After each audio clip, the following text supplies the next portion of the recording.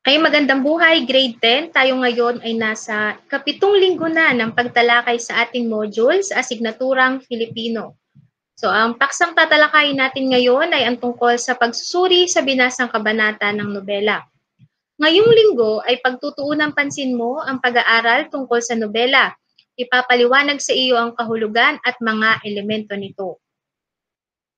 Sa pagtatapos ng araling ito, inaasahang nasusuri mo ang binasang kabanata ng nobela bilang isang akdang pampanitikan sa pananaw ng humanism. Nakikilala mo ang pagkakaugnay-ugnay ng mga salita ayon sa antas o tindi ng kahulugang ipinapahayag nito. Nagagamit ang mga angkop na hudyat sa pagkakasunod-sunod ng mga pangyayari at nailalarawan ang kultura ng mga tauhan na masasalamin sa kabanata. Para sa gawain sa pagkatuto bilang isa, ipaliwanag ang pagkaunawa mo sa lumang kasabihang nasa ibaba. Sa panahon ngayon, naniniwala ka ba dito? Isulat ang inyong sagot sa inyong sagutang papel. So ito po yung pahayag na bibigyan natin ng paliwanag batay sa kung paano natin naunawaan. O pag-ibig, pag pumasok sa puso ni numan, hahamakin ng lahat, masunod ka lamang. So ano po yung pananaw ninyo tungkol dito? Kung wala po kayong sulat o makuhang paliwanag batay sa kung kukunin ninyo sa inyong personal na karanasan, maaari po kayong humingi ng interpretasyon o paliwanag sa inyong mga magulang kung paano nila naranasan ang tinatawag nating pag-ibig. Okay po. So, isusulat po yun sa ating sagot na papel dun sa inyong learning activity sheet. Okay, ano nga ba ang nobela? Ang nobela ay isang mahabang uri ng fiksyon na madalas ay nakasulat sa paraang ng prosa. Madalas na binubuo rin ito ng maraming tauhan. Ang ilan sa mga elemento ng dula ay tagpuan o setting na tumutukoy sa lugar at panahon na pinangyarihan ng akda. Tauhan na siyang nagpapagalaw at nagbibigay buhay sa nobela, banghay na binubuo ng mga pangyayari at tema na paksang diwa ng nobela. So, ang nobela po ay isang mahabang uri ng fiksyon. So, sino yung mga mahilig magbasa ng mga nobela o yung mga pocketbook? So, mai-consider po natin na nobela yung mga binabasa natin mga pocketbook kasi siya ay binubuo ng maraming kabanata. Nandyan din po yung mga e-books natin at Wattpad. So, sino po mahilig magbasa doon? Alam ko, karamihan sa ating mga kabataan ay nahihilig sa pagbabasa ng mga kwento na nakasulat sa Wattpad at e-book. So, piliin lang po natin yung mga kwento na akma sa ating edad. Ayon kay Ian Watt, 1957, unang nagkaroon ng genre na ito sa panitikan noong ika-18 siglo mula sa Gresya at Roma na unang nakilala bilang sinaunang modernong romansa at nobela. Sinasabing si Miguel de Cervantes ang pinakaunang nobelista sa modernong panahon. Sa Pilipinas, nakilala ang genre na ito sa katapusan ng ika-19 na siglo. Ayon kay Resil Mohare, 1978, na-develop ang uri ng narasyon sa Pilipinas mula sa dinamikong tradisyong oral sa panitikan gaya ng epiko bago pa man dumating ang mga Kastila. Sa kasalukuyan, laganap ang mga nobelang Pilipino na nakapadron sa modernong nobela ng kanluran. So yun pong ating mga nobela na nababasa sa kasalukuyan o yung mga sinaunang nobela na nalathala sa Pilipinas, yun po ay nakaangkla o kumuha tayo ng ideya, yung mga manunulat natin, kumuha sila ng ideya mula sa mga nobela na nasulat o naisulat mula sa mga bansang kanluranin. At isa na nga diyan ay ang mga bansang nagmula sa Gresya at Roma. So tatandaan natin si Miguel de Cervantes ang pinakaunang nobelista sa modernong panahon. At yun ay kumbaga hindi naman natin ginaya, ginamit lang natin yung mga kaalaman na natutunan natin sa mga sinaunang manunulat at ini-apply natin dito sa Pilipinas. Yung mga natutunan natin at yun nga po, nakabuo tayo ng mga panitikan gaya ng epiko bago pa man dumating ang mga Kastila. So nauna po tayong maimpluwensyahan ng mga bansang nasa kanluran. At sa kasalukuyan nga pong panahon, lumaganap ang nobelang Pilipino na nakapadron sa modernong nobela ng kanluran. So, yun po yung naging pattern ng mga manunulat natin. So, sino ba yung mga kilala ninyong mga manunulat or sino yung mga kadalasan o karamihan sa inyong mga nababasa na sikat na mga author o yung mga manunulat ang maipagmamalaki ng Pilipinas. So, ilan lamang sa masasabi natin na maipagmamalaki ng mga Pilipino ay yung hindi tayo nauubusan ng kwento na hinuhugot natin sa mga sarili natin o sa personal na karanasan ng mga may akda. Okay, basahin po ang kwento ni Madame Bovary. Ito ay nobela mula sa Pransya na isinulat ni Gustave Flaubert. So, basahin po sa ating module at sagutan ang mga katanungan batay sa kung paano ninyo naunawaan ang inyong binasa. So, isa isusulat ang inyong sagot, ilalagay ang sagot sa inyong answer sheet. So, unang tanong, saan naganap ang nobelang Madame Bovary? Dalawa, ilarawan si Charles Bovary batay sa mga sumusunod. Ano ang kanyang panlabas at panloob na kaanyuan? Ano ang kanyang kursong natapos? At ang kanyang unang napangasawa? Number 3. Sa tingin mo ba ay tama ang pagiging mabuti ni Charles sa kabila ng ginawa ng kanyang asawa? Pangatwiranan ng iyong sagot. Ika-4. Kung ikaw ang nasa kalagayan ni Charles, ano ang gagawin mo kung malaman mo na may lihim na relasyon ng iyong asawa? Ika-5.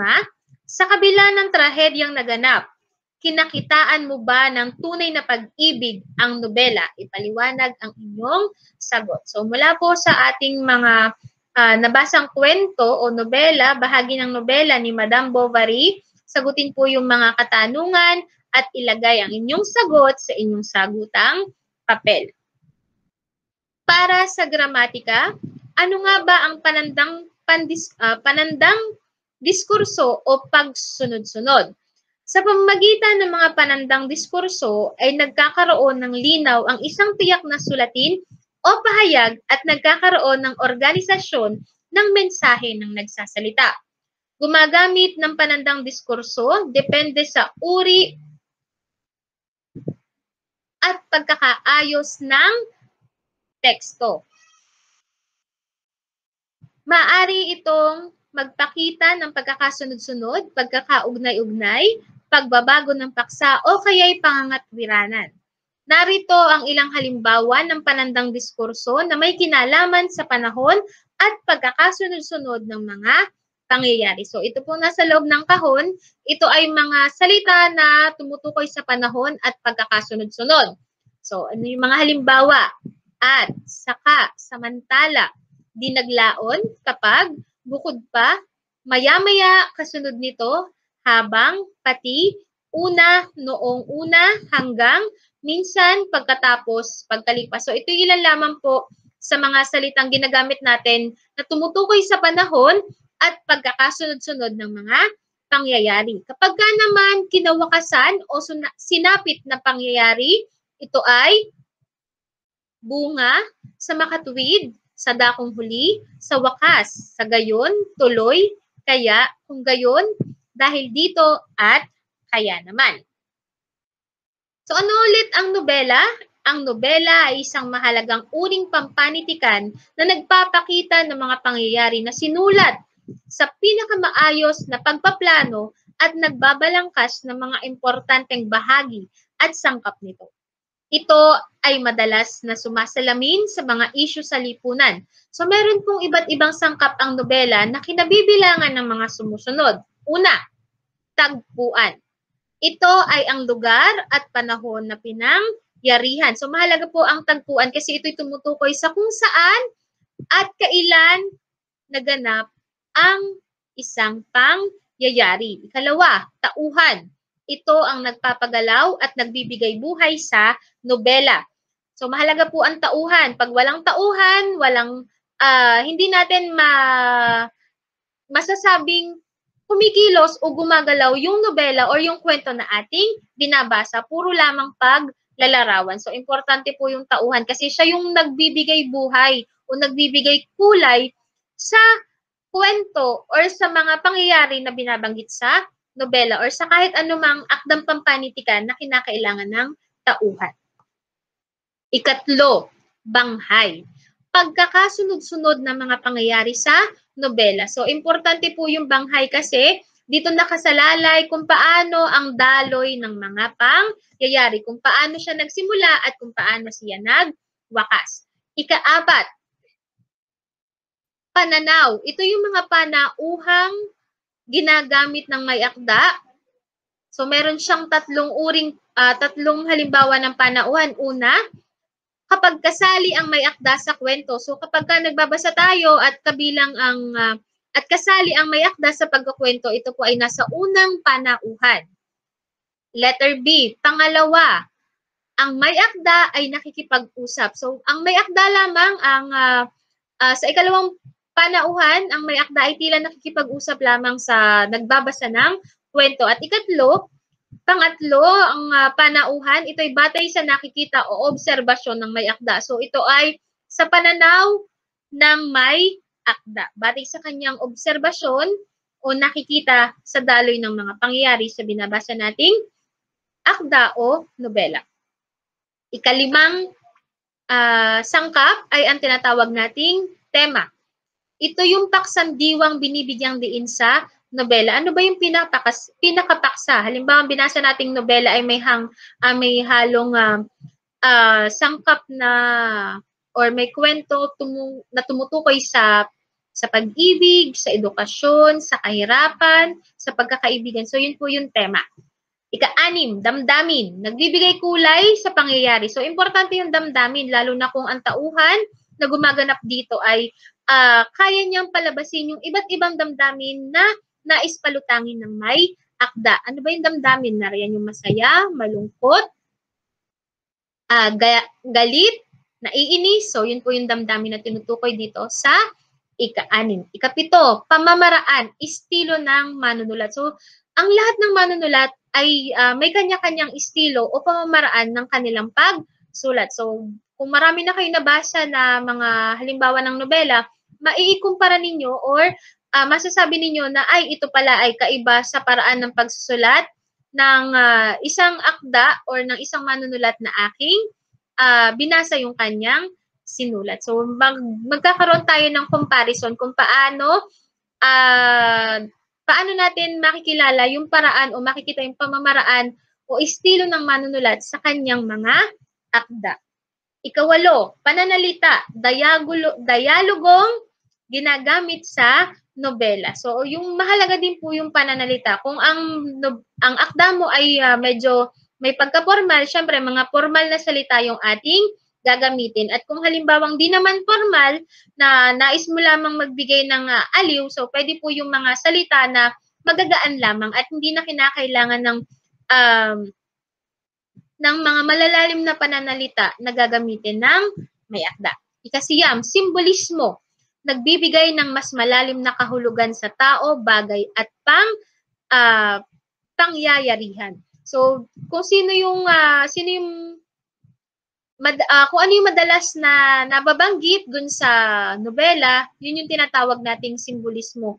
O ano ba yung mga bagay na madalas na makita or mabanggit dun sa nobela or dun sa kwento, yun po yung simbolismo na may malalim na kahulugan or may relasyon dun sa mga tauhan, bagay o pangyayari na tinatalakay o binabanggit sa nobela. Isang halimbawa nito ay yung, di ba, nakakapanood ba kayo ng MMK? So, di ba yung mga kadalasan ang pamagat ng MMK ay batay sa kung ano yung madalas na simbolo na ginamit sa kwento na may kaugnayan sa mga tauhan. So, yun po yung tinatawag nating simbolismo.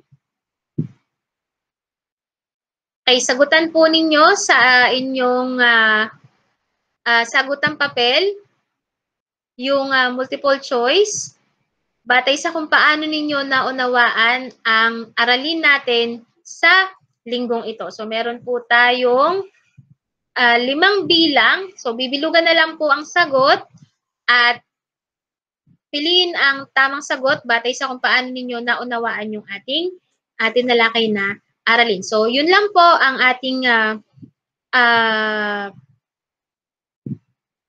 pag-aaralan sa linggong ito ang tungkol sa nobela. So, kung kayo man po ay may mga katanungan hinggil sa aralin na ating tinalakay, so paulit-ulit po si ma'am,